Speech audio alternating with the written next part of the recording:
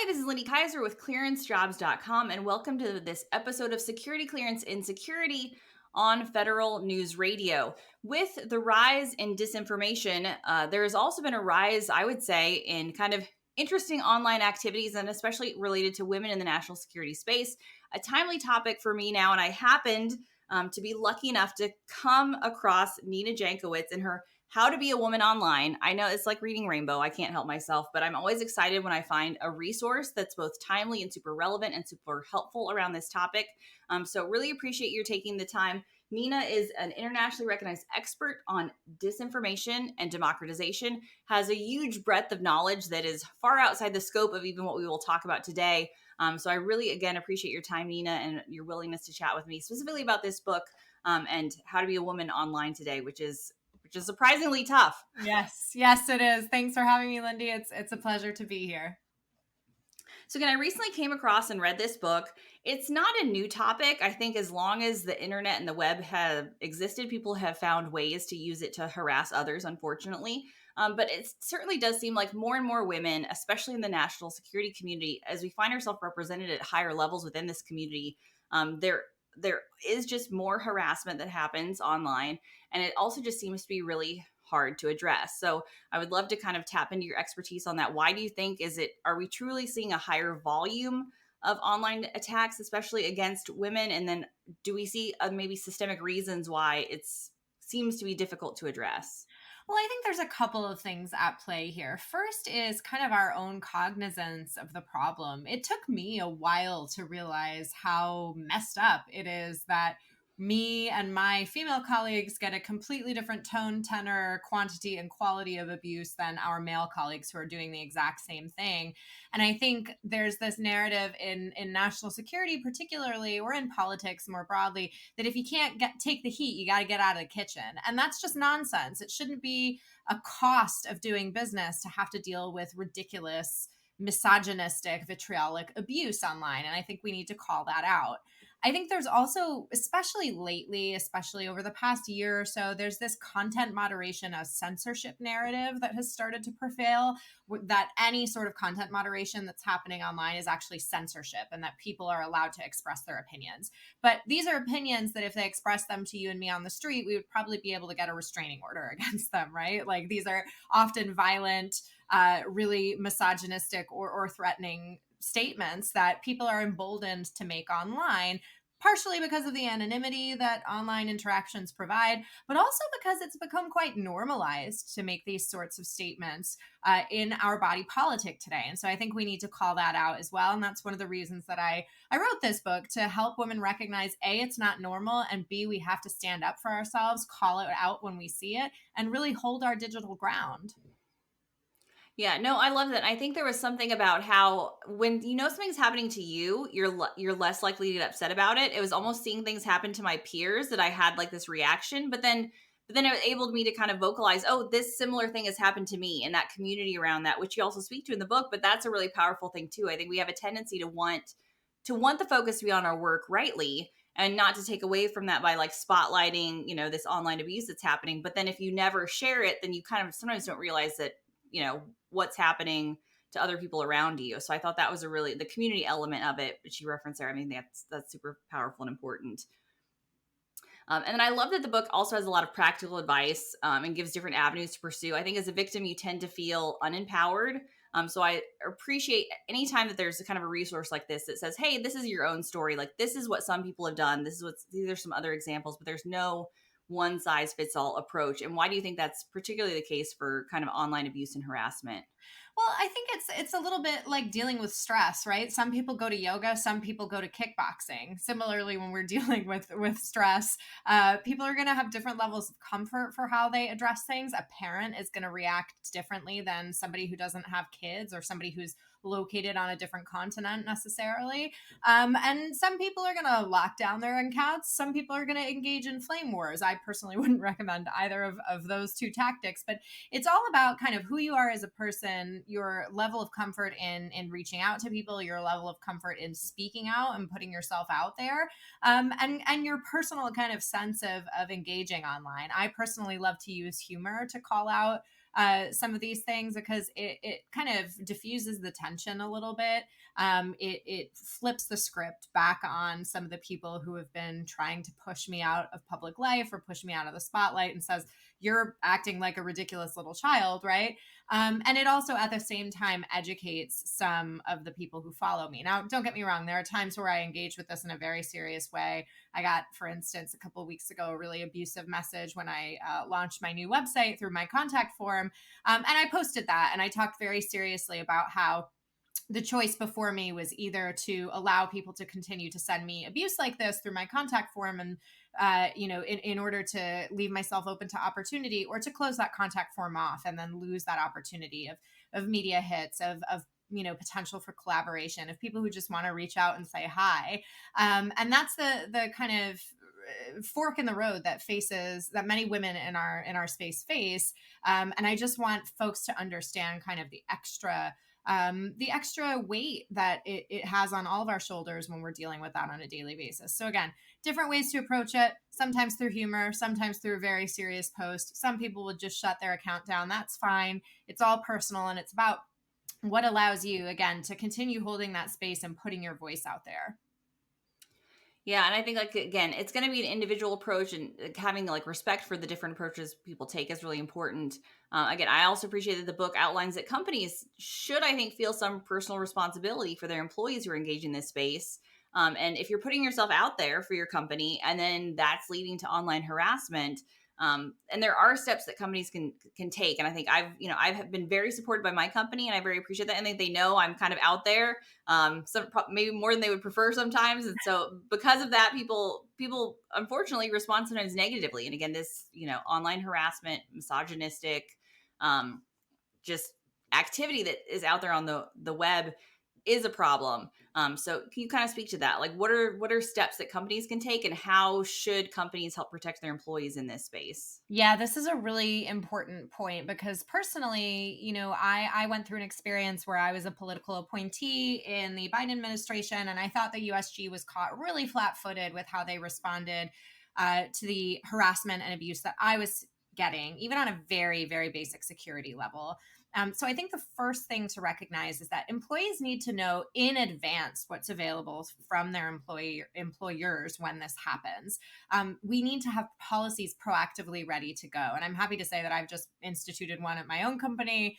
And this should include things like, anti-doxing protection. There are programs that you can subscribe your employees to proactively. Again, this is not something that's going to work in the moment. So make sure you've got it set up before, the proverbial S word hits the fan, right? So anti-doxing protection, companies like Delete Me or Canary are great places to start.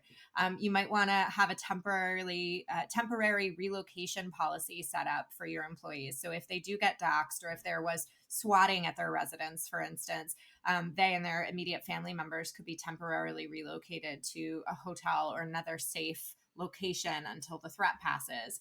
You might want to consider giving them support with law enforcement, reporting instances of cyber stalking or other threats, making police reports, assigning somebody to temporarily take over their account for screening and reporting of threats, and then also mental health support, right? Take a look at your health insurance policies and make sure that includes some good mental health support, some robust therapy options for your employees, because I can tell you from experience, my therapist is the only person I talk to about some of this stuff, because it gets weighty, and you don't want to, constantly be putting that on your spouse or your family members.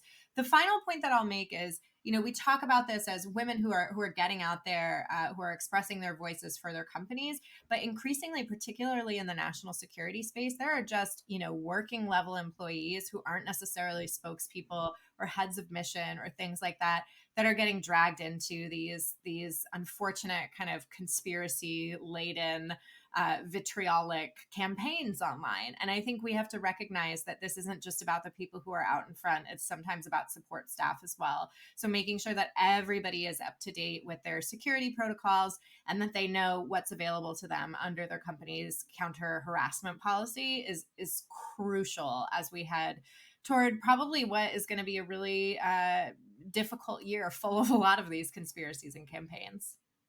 Yeah, no, I wanted to highlight this topic because I do think if you are anyone working in the national security space, quite frankly, but especially if you are a woman in the national security space, we're going to come up against this disinformation issue, which is your topic of expertise. It makes a lot of sense that you're an expert on this because there's just so much out there around.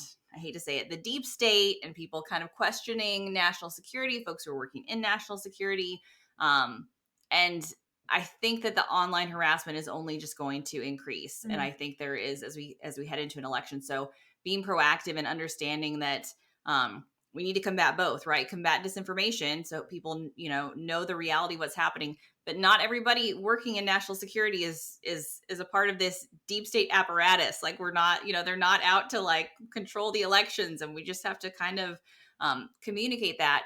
And I think, speaking to the mental health piece is big too, because I do think there is something about the very personal nature of the over sexualization Mm. of the abuse that I think women uniquely experience, but pretty much any minority demographic or marginalized individual in the national security space, there is just something about they hit into that identity in a way um, that is very painful, I think, to receive, but also somehow is not considered hate speech by a lot of the social networking platforms or other platforms. So can you kind of, maybe even to speak to that, kind of like how do we kind of come across, like it does seem like this hypersexualization and it just taps into something, but yet also seems to fly outside of the radar of what any social network will go up against. Yeah, well, I think it goes a little bit back to what we discussed before, that if you're out there in the public eye, this is just seen as the cost of doing business and the cost of engaging. But the truth of the matter is that when men are abused, it is usually not in a way that calls into question their very personhood or their value as something other than a sex object or a parent, right? And I think also, even when you look at the most basic gendered insults, the B word and the C word, right, those are used to demean, those are used to belittle, but there isn't really a male equivalent. And often actually a really cutting insult against a man is to use those insults that are, describing women. So I think that's really telling. I agree that, there's just not enough recognition, both in the tech policy space, but also in our kind of legislative policy and infrastructure, of the harm that is done to women through these gendered and sexualized campaigns. And that is in part due to the normalization of this rhetoric in the highest levels of our politics. We have seen, members of Congress get called an effing B word on the steps of Congress. We have seen the president of the United States describe women in really demeaning terms. And now that is just seen as something that everybody can do. And particularly when you add the anonymity of the internet into the equation, then things get quite a bit worse. I would also be remiss if I didn't mention the fact that we are in an era of democratization of deepfakes, right? We've all been talking about this. We saw that Taylor Swift was recently depicted in non-consensual intimate imagery, aka deepfake pornography. I've also been a target of deepfake porn myself. And what some people might not know on this podcast and your listenership is that actually there's no federal level statute that is criminal or civil yet prohibiting the distribution or creation of deepfake porn. And I want everybody to sit with that for a second and think about why that might be. Because it just seems so simple to me. Like, this is not something that is artistic. This is something that is violating somebody's privacy. It can be extremely damaging. It's happening to high school aged girls. And yet there's only a handful of states that have taken action on this, and we've not had Congress take action. So again, I think this issue not being solved at the federal level belies that women's safety and security is often not proactively considered, and sometimes just simply not valued at all in these conversations. And so I've been doing a lot of work for the past 7 years, really, to try to draw attention to this for the tech platforms. But as we discussed before, content moderation, trust and safety features, they're all kind of rolling back as we head into this election cycle. And so I think we all need to do what we can to raise the alarm bell. I would encourage everybody who's listening to not only, report the harassment and abuse that they are getting personally, but to be an active online bystander. And this is a term that comes from my colleague Shei Akiwowo, who runs a charity in the UK called Glitch, that is focused on ending online abuse against women, and in particular women of color. And she says that we need to all make sure that we're reporting when we see terrible things happening on the internet. It is so important to do that. It sends really good signals to the platforms that say, hey, this person's sending a lot of abuse today. Maybe we should take a look at that. Now, whether that happens to change anything anymore, since all the trust and safety staff have been fired, not all, but a lot, I think is a question that remains to be answered, but it's still an important signal to send. And it's a way that you can kind of express solidarity with the people in your field or in your circles who are going through this stuff online. Yeah, no, that's a great point. And I think because we can get so desensitized to it almost at some point that we're like, oh, it's not going to do any good. I'm not going to do it. But again, that, standing up for your community and seeing other people and having that volume, it is like a simple step that you can take kind of in solidarity with other people, and hopefully to kind of see some change, start to happen on some of these platforms perhaps. But then knowing there's just like different approaches. I appreciate how in your book you talk about like there's different times when you had to step off, like you just, if that, for your mental health, for other reasons, like there's just knowing that it's not probably going to be a universal one size fits all approach for this. And there's going to be different, like as harassment ticks up or you're dealing with something very significant, you might need to take a different approach and then, reemerge, reengage. But I think that too, that's an important message too, that we probably need to work for ways to make sure that this doesn't negatively impact women in their careers, which is a big issue for me, with ClearanceJobs. We're all about getting women into national security careers. Fortunately, in national security, you don't always have to be visible to have a national security career. So going to ClearanceJobs, you can have a password protected profile and be in that space. But there's other areas, journalism, media, marketing, where you kind of do have to present in public. And then if you find that you're getting harassment and negativity for doing that, how do employers kind of recognize that and say like, hey, we need to look at these candidates or these individuals and say, this person might not be able to get the reach online that this person does because doing so has a much higher cost for them than another, Absolutely. And I think this has been a worry of mine as I've conducted this research over, a period of many years. We see high profile women up to and including the Vice President of the United States being hit with these horrific, vitriolic, sexualized campaigns. And I wonder what young women are thinking. They see these things. They see Kamala Harris being sworn in as the first female vice president of the United States, and then they see under it a bunch of misogynistic garbage. Are they going to want to pursue careers in politics? Are they going to want to make their voices heard publicly? And I've spoken to young women who said, I just don't want a presence online that's public anymore. I don't want to undergo that risk because they've seen what happens to women who do. And so I think, we owe it to them to try to build a better internet here. Yeah. I love that. I love that message. And that's hopefully a good takeaway from this conversation for folks who are listening or in a position to change things or improve things. So we hit on it a little bit earlier, but I want to touch on it again. Again, we are heading into a contentious election cycle. I have friends on every side, so I love all of you. Let's have a great, conversation. But it does make things dicey, right? It makes it, I think it's going to, especially in the national security space, I think it's going to create more targets for folks, just because we do have this deep state divide, which anybody who's worked in the intel community could just tell you this does not exist.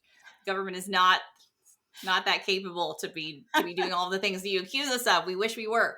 But are there just other steps, like other than climbing into a hole, like how maybe in this space can we engage over the next 6 months? Because I do have a tendency to want to say like, I would just prefer to not engage on anything over the next and see what happens. But that seems to be then just giving an avenue for all the crazy people to just talk and no one will think that there's any sane information. That doesn't seem to help with our disinformation issue. Yeah, well, and it's also ceding ground to the people who are doing the abusing, right? One of the things that's most motivating to me about getting out there and continuing to raise my voice about this stuff is that if I just took my yoga teacher certification and moved to Hawaii and taught classes and under a banyan tree, like I wouldn't be doing any good for women of the world, except for, my clients who I was teaching. I want to make sure that we hold our digital ground, right? And so I think the important ways to do that as we head into this election year. And let me also just say, this is not a left versus right problem. gendered disinformation, gendered online abuse affects women across the spectrum. It affects women of all backgrounds and identities. This is just, unfortunately, it's kind of a non-discriminatory thing, other than, being directed at women. So that is not a political issue. It is something that happens to everybody. And I think that means, again, we need to kind of come together to fix it. So as you're thinking about how you engage, and I do encourage you to do that and make your voices heard, first, do a sweep of yourself online.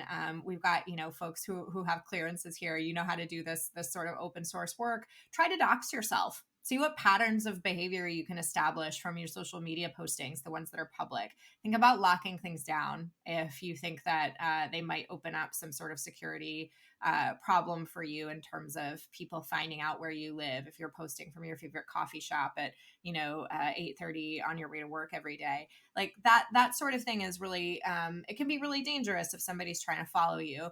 But also in the United States, we unfortunately have no personal data protection laws, so it's really easy to dox somebody just based on public records. If you're worried about that, and particularly if you're in government, you think you might get swept up in one of these conspiracy theories, I would encourage you to look into a company like Delete Me or Canary that can help you stay on top of the mentions of you and your personal information online. And then also, depending on the jurisdiction that you live in, you can also approach your local kind of records office and say, hey, I'm a government employee. I've been a target of attacks before. Can you reduce my footprint online and kind of take down my address, things like that. You'd be surprised. They can actually be pretty helpful with that sort of thing. So think about that proactively. And then this might make you groan, but the easiest thing to do to make sure that your personal data, your text messages, your photos, other personal information that you might have stored in the cloud is kept safe. Make sure that you have a password manager and multi-factor on all of the accounts you can put it on for. This is, I think, probably the only reason that some of my personal information didn't get leaked when I was dealing with a crazy harassment campaign. It is the easiest thing you can do. In my book, I refer to it as kind of set it and forget it, right? It means that your most personal stuff is not going to be leaked onto the internet if somebody, gets a bee in their bonnet about you. And I think that is so important. It also means people can't impersonate you, which as a Fed, that can be really problematic as well, right? So think about that stuff. And then I would also just say, think about the ways that you can build a community around your engagement online. Do you know other women in this space? Do you have other kind of allies in this space who, if the worst happens, can be there for you? Because let me tell you, without my friends and family around me when the worst was happening to me, I don't know what would have happened. I needed my girlfriends there to bring me lunch and kind of chill out with me, or go get pizza together and get me out of the house, things that either I was too afraid to do on my own, or just I was so consumed by everything happening that I needed somebody to physically take me out of that. So those are the three things that I would do proactively. There are lots more in the book, but those are the most important ones. And most importantly, I just think, we all need to be engaging. Democracy needs our voices. It needs us to be expressing our opinions, and our democracy is more robust and more representative when women are expressing themselves. So I encourage everybody listening to continue to do that. I love that. That was a fantastic takeaway. I know we're heading into like Women's History Month, how to be a woman online. I commend it to, I know I work with a ton of employee resource groups, dedicated to women in national security. I feel like every company who has one of those should be buying this book and giving it to all of their employees and reading those together and taking those tips. And there is like something about the community too. There's simple steps for cyber hygiene. But again, especially I would say women are in underserved communities. We sometimes have so much going on. It does take that peer accountability to say, hey, let's get together. Let's keep each other accountable. Say we're going to take simple steps to improve our cyber hygiene, because we're going to need it heading into, again, the next 6 months. Let's, take some steps now to be proactive and to be safe. I so appreciate the work that you're doing. It is so important and so encouraging. We do need more women in national security, and especially in mid-level, senior level roles, to stick with it and to be sustained on that career journey. And seeing people like you committed to democratization, to, combating disinformation, which is going to be so important over the next 6 months, is really important. So I really appreciate your expertise and taking the time to chat with me. It was my pleasure. Thanks for having me.